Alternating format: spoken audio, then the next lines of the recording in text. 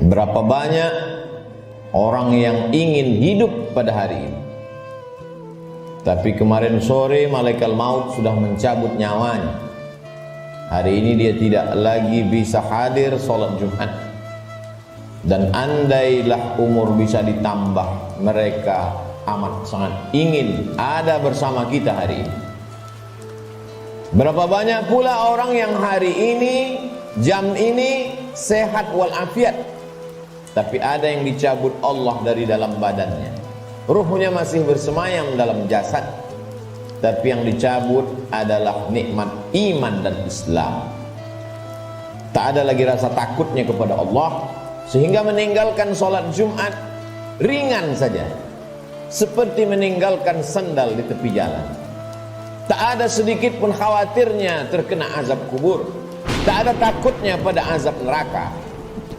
Laknat yang paling mengerikan bukan miskin, laknat yang paling menakutkan bukan sakit. Laknat adalah ketika tak ada rasa takut dalam hati. Maka ketika masih ada rasa cemas, rasa takut, bersyukurlah, berarti masih ada benih-benih iman dan Islam yang dipupuk, disiram dengan mendengarkan ceramah, tausiah, pengajian, khutbah, dan dia akan berbuah ketika dilaksanakan dalam bentuk amal saleh. Semakin zaman ini hebat, semakin canggih, maka rumah sakit semakin banyak, dokter-dokter spesialis lulusan luar negeri bertebaran seperti bintang di tengah langit. Tapi apakah umur manusia makin panjang? Tidak. Apakah penyakit makin hilang? Tidak. Dulu zaman datuk nenek kita, mereka umur 70 tahun, masih tajam parang panjangnya untuk pergi ke sawah, ke hutan. Hari ini umur 40 tahun, pergi ke rumah sakit, terkena diabetes, terkena asam urat. Terlalu banyak daftar nama penyakit untuk disebutkan. Artinya apa? Kecanggihan teknologi tidak bisa menambah umur manusia. Kehebatan manusia dalam bidang multimedia telekomunikasi memang mempercepat hubungan, memang mempererat persaudaraan, tapi juga mempercepat kematian. Oleh sebab itu hidup manusia semakin singkat, hidup manusia semakin tidak bermakna. Cobalah kita renungkan berapa banyak saudara yang sebaya, yang seusia, satu sekolah, tetangga, kawan akrab, lebih muda dari kita, lebih sehat dari kita, lebih ganteng dari kita, tapi ternyata mereka tidak lagi bersama dengan kita. Lalu apa yang perlu kita siapkan? Yang kita siapkan adalah bahwa ketika ruh keluar dari jasad, tidaklah seperti tetesan embun yang jatuh dari daun yang basah. Ketika ruh keluar dari jasad, tidaklah seperti air liur yang keluar dari mulut tak terasa. Ketika ruh keluar dari jasad, Nabi SAW bertanya kepada orang-orang yang ruhnya sudah keluar dari jasad ketika beliau Isra dan Mi'raj, bagaimana yang kalian rasakan wahai mayat, wahai ruh yang pernah bersemayam dalam jasad lalu kemudian keluar dari jasad? Mereka menjawab, seperti kambing yang dikuliti hidup-hidup. Mereka menjawab, seperti tebasan pedang di tempat yang sama diulang beratus kali. Mereka menjawab, seperti mata kail pancing ditarik dari kulit yang basah, tercabut urat-urat dan dagingnya ikut ke mata kail pancing. Begitulah sakitnya. Lalu yang perlu kita siapkan, apa yang bisa meringankan sakaratul maut itu? Di antara yang bisa meringankan sakaratul maut adalah shadaqatus sirri tadfa'u mitatasu, sedekah menghilangkan mati su'ul khatimah. Selama ini kita diajarkan berdoa, Allahumma hawwin alaina fi sakaratil maut, ringankan kami waktu sakaratul maut ya Allah. Baik, doa bagus. Habis selesai salat meminta kepada Allah, Allahumma hawwin alaina fi sakaratil maut. Indah, cantik. Tapi ada yang lebih bagus lagi untuk supaya kita ringan waktu sakaratul maut, yaitu dengan cara bersedekah. Yang mewakafkan tanah masjid ini, yang mewakafkan semen, yang mewakafkan batu, kosen, jendela, tak tahu kita siapa namanya, tapi dengan sedekahnya itu dia sudah memperingan sakaratul maut. Sampai hari ini orang yang mati itu tidak pernah hidup lagi untuk bercerita kepada kita. Mimpi pun tak dapat kita pesan. Bolak-balik kita minta untuk bermimpi dengan datuk, ayah, emak, tak dapat berjumpa dengan mereka. Andai pun berjumpa dalam mimpi, tak pula dapat kita membuat pertanyaan-pertanyaan yang sudah kita sediakan sebelum tidur. Satu-satunya cara hanya dengan menyebut, membaca, mengingat hadis-hadis Nabi Muhammad sallallahu alaihi wasallam. Dan itu adalah iman. Hari ini orang sedang krisis dengan iman. Dia tidak lagi percaya. Mana itu alam akhirat? Mana itu alam barzah? Mana itu roh? Aku tidak percaya kepada yang tak nampak. Aku tidak percaya kepada yang tidak terlihat. Yang aku percaya hanya yang bisa aku pegang dengan tangan, yang bisa aku rasa dengan lidah, yang aku tatap dengan mata, yang aku dengar dengan telinga. Begitu sombongnya manusia berkata, mana itu? Mana dia? Mana yang tidak nampak itu? Tapi ketika kematian datang, adakah yang bisa melihat kematian? Percaya, mati. Tak percaya pun mati. Percaya dan tak percaya, semuanya akan mati menghadap Allah Subhanahu wa ta'ala. Silakan tidak percaya. Mau menjadi kafir, silakan. Mau menjadi orang munafik, silakan. Mau menjadi Abu Jahal, Abu Lahab, silakan. Mau menjadi Qarun, Fir'aun, silakan. Fir'aun mati, Abu Jahal mati, Qarun pun mati. Semua yang tidak percaya mati, dan semua yang percaya menghadap Allah Subhanahu wa ta'ala. Kelak kita semua akan merasakan sakratul maut itu. Bila ada orang yang sudah meninggal dunia, jangan terlalu habis air mata diteteskan untuk mereka. Mengapa demikian? Karena mereka yang sudah mati itu merasakan tiga. Mereka sudah melihat malaikat maut, mereka sudah merasakan sakratul maut, dan mereka sudah mendapatkan husnul khatimah. Bagi yang beramal soleh.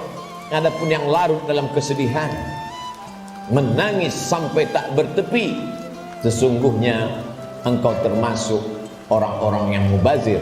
Innal mubazirina kanu ikhwanas syayatin. Orang mubazir saudara setan. Menangislah karena usia yang lalu tak dapat diulang kembali. Menangislah karena masa-masa muda yang diisi dengan dosa tak dapat diminta ampunannya kepada Allah. Ainani, ada dua mata, la yamassuhuman nar, yang tidak akan terkena azab api neraka. Ainun bakat min khasyatillah, mata yang menangis karena takut kepada Allah. Bulu mata, alis mata yang pernah terkena tetesan air mata, maka itu akan selamat dari azab neraka jahanam. Ainun tahrusu fi sabilillah, mata yang berjaga di tengah malam, menjaga Masjidil Aqsa, takut dirampas oleh tentara Israel. Pejuang-pejuang fi sabilillah, itulah mata yang selamat dari azab Allah Subhanahu wa ta'ala. Setelah mati menghadap Allah, bebas dari sakratul maut, mereka adalah orang-orang yang mati syahid. Orang mati syahid itu tidak merasakan empat, tidak merasakan sakratul maut. Sakratul maut mereka seperti cubitan pada kulit yang lembut. Mereka tidak merasakan azab kubur, mereka tidak merasakan hisab. Mereka langsung masuk ke dalam surga Allah Subhanahu wa ta'ala. Wala taqulu liman yuqtalu fi sabilillahi amwat. Jangan kau katakan mereka yang mati syahid itu mati. Bal ahya, mereka hidup. Walakin la tash'urun, kamu yang tak dapat merasakannya. Setiap muslim mesti berniat mati syahid. Andai dia tidak mati syahid, maka niatnya menyampaikannya. Innamal a'malu binniyat. Seorang akan mendapatkan sesuai dengan niatnya. Iskariman au mut syahidan. Kalau hidup, hidup mulia. Kalau mati, matilah sebagai seorang syuhada. Kenapa kita masih hidup hari ini? Kenapa Allah masih semaikan nyawa dalam badan kita? Mengapa kita masih diizinkan melangkahkan kaki, mengayunkan tangan? Kenapa orang yang lebih sehat dari kita lebih dulu mati daripada kita? Kenapa orang yang lebih muda daripada kita lebih dulu meninggal daripada kita? Sesungguhnya Allah buat kita hidup karena dosa kita masih banyak. Allah sayang dengan kita, Dia tunggu kita bertobat. Sesungguhnya Allah buat kita hidup karena Allah tahu kita belum punya bekal yang banyak. Senantiasa husnuzon kepada Allah. Orang-orang beriman, dia tahu bahwa umurnya itu masih dititipkan Allah. Allahumma ja'alil hayata ziyadatan lana fi kulli khair. Kalau kau takdirkan aku masih hidup besok pagi, jadikan hidup besok pagi sebagai amal saleh. Waj'alil mauta rahatan lana min kulli syarr. Kalau kau takdirkan aku mati malam ini ya Allah, tidak terbangun lagi besok pagi, kematian itu pun kematian yang indah karena husnul khatimah. karena selamat dari sakaratul maut. Dan yang paling penting, berhenti dari segala perbuatan dosa. Orang beriman tidak pernah bersedih. Umurnya panjang, amalnya bertambah. Umurnya pendek, dosanya berkurang. Orang beriman tidak pernah berduka cita. Kenapa? Karena dia ridha menerima ketetapan Allah subhanahu wa ta'ala. Lewat dari sakaratul maut, selesaikah kehidupan? Belum. Keliru orang yang berkata, mari kita hantar jenazah ini ke tempat peristirahatan yang terakhir. Istirahat kata siapa? Liang kubur sudah siap menjepit bagi mereka yang curang. Curang timbangan, curang sempadan tanah, curang sempadan batas kebun. Mereka akan dihimpit 7 lapis tanah. Berapa banyak tukang gali kubur yang sudah mengukur panjang kubur 170 cm, tapi begitu diukur dengan galah, dengan buluh, dengan bambu, jenazah dimasukkan ke dalam. Kenapa berkurang? Kalaulah dikatakan tukang penggali kubur salah ukur, tidak mungkin, karena dia mengukur dengan bambu, dengan buluh. Tidak mungkin dia salah ukur. Jadi apa sebenarnya yang terjadi? Maka liang lahat sudah siap-siap menjepit, meremukkan tulang belulang, meluluhlantakkan jenazah yang mati menghadap Allah subhanahu wa ta'ala. Ujian kedua yang akan dihadapi adalah azab kubur. Maka setelah fil alamina innaka hamidum majid, orang solat beriman, muslim yang takut pada Allah, menambahkan doanya, Allahumma fir lima qaddamtu wa ma akhartu wa ma asrartu wa ma a'lantu wa ma asraftu wa ma anta a'lamu bihi minni antal muqaddimu wa antal muakhiru la ilaha illa anta subhanaka inni kuntu minadh dhalimin. Sebelum salam dia tambahkan 4, Allahumma inni a'udzubika min azabi jahannam wa min azabil qabri wa min fitnatil mahya wal mamat wa min syarri fitnatil masihid dajjal. Dia minta selamat dari azab kubur. Setiap kita yang melewati kubur dalam perjalanan panjang kami dari Pekanbaru ke pedalaman suku Talang Mama, lalu kemudian singgah sebentar di masjid rumah Allah pada hari Sayyidul Ayyam, akan kembali lagi melewati kubur. Apa yang kami katakan? Assalamualaikum ya ahlad diyar minal mu'minin wa inna insyaallah bikum lahiqun yarhamullahul mustaqdimin wal mustakhirin nas'alullah lana wa lakumul afiyah. Apa yang kita mintakan orang yang dikubur itu? Bukankah mereka sudah mati? Orang yang hidup kita ucapkan Assalamualaikum, selamat anakmu, selamat keluargamu, selamat rumahmu, selamat hartamu, selamat sawitmu, selamat karetmu, selamat kebunmu, selamat dagangmu, selamat rukomu, selamat rumah makanmu. Tapi untuk orang yang sudah mati, apa yang kita ucapkan? Kenapa ada selamat untuk orang mati? Maka sesungguhnya salam pada orang mati di liang kubur adalah Assalamualaikum ya ahlal kubur, selamat kalian dari azab kubur. Hadisnya sahih, diriwayatkan oleh Sayyidatuna Aisyah Ummul Mukminin. Wahai Aisyah, kata Nabi SAW, kalau engkau lewat di kubur, mulutmu jangan diam saja, ucapkan salam, Assalamualaikum ya ahlad diyar, selamat bagi kalian. Selamat apa? Selamat dari azab kubur. Jangan pernah mulut ini berhenti meminta selamat dari azab kubur. Orang-orang yang dikubur itu kalau dia dihidupkan Allah Ta'ala kembali, apakah mereka mengatakan cukuplah mati ini, kami sudah capek hidup, kami sudah lelah dengan ujian hidup, menghadapi anak pecandu narkoba, menghadapi istri yang berselingkuh, menghadapi orang yang berbuat dosa? Apakah orang yang mati itu lalu kemudian mereka tidak ingin hidup lagi? Orang mati itu ketika ditanya, hai orang mati, maukah kalian hidup lagi? Mereka akan menjawab, laula akhartani ila ajalin qarib, seandainya kau tambah umur kami ya Allah, kami ingin hidup, fa'as-saddaqa. Kalau kau tambah umur kami ingin hidup walaupun sekejap sejenak saja. Fa'as-saddaqa, kami ingin bersedekah. Wa akum minas salihin, dan kami ingin menjadi orang-orang yang soleh. Di antara yang menyelamatkan kita dari azab kubur adalah sedekah. Mengapa orang yang dikubur itu tidak minta haji mabrur? Karena pahala haji mabrur dia lihat nanti di surga. Wal hajjul mabrur laisa lahu jazaa illal jannah. Haji mabrur balasannya surga. Kenapa orang yang dikubur itu tidak minta jihad fisabilillah? Karena memang tak semua orang punya kesempatan, tapi ada orang-orang yang bersedekah, orang-orang yang mampu mewakafkan tanahnya, berikan tanah. Masjid sudah berdiri, buatkan kelas untuk sekolah tahfiz Quran. Bagi yang tidak sanggup berwakaf tanah, berikan sedekah. 2-3 sak semen, batu kerikil, pasir, batu bata, besi, itu semua akan menolong sampai hari kiamat. Selama masjid ini masih ada orang sholat berjamaah, Masih ada orang lagi membaca zikir, tasbih, tahmid, takbir, tahlil, mengalir. Lapang alam kubur, terang benderang alam barzah. Orang yang meninggal itu hidungnya ditempelkan ke dinding liang lahat. Bagi orang yang meninggal dunia tidak dimasukkan ke dalam keranda, maka jenazahnya ditempelkan, hidungnya menempel ke liang lahat. Cobalah kita berbaring, tempelkan hidung ke dinding. Berapakah jarak antara mata kita ke dinding? Begitulah jarak kita dekatnya dengan dinding. Pandang ke depan, pandang ke belakang, pandang ke atas, pandang ke bawah, tak ada yang bisa dipandang. Gelap gulita, tempat yang paling gelap, tempat yang paling sepi, tempat yang paling sunyi. Apa yang sudah kita persiapkan? Berapa banyak orang mempersiapkan hidup untuk kehidupan setelah pensiun? Berapa banyak orang mempersiapkan hidup setelah hidupnya tenang, dia akan siapkan untuk anaknya. Setelah anaknya tenang, dia siapkan untuk cucunya. Setelah cucunya tenang, dia siapkan lagi untuk generasi sampai hari kiamat. Tapi dia tak pernah berpikir berapa lama dia akan berada di alam barzah, berapa lama dia akan berada di alam kubur.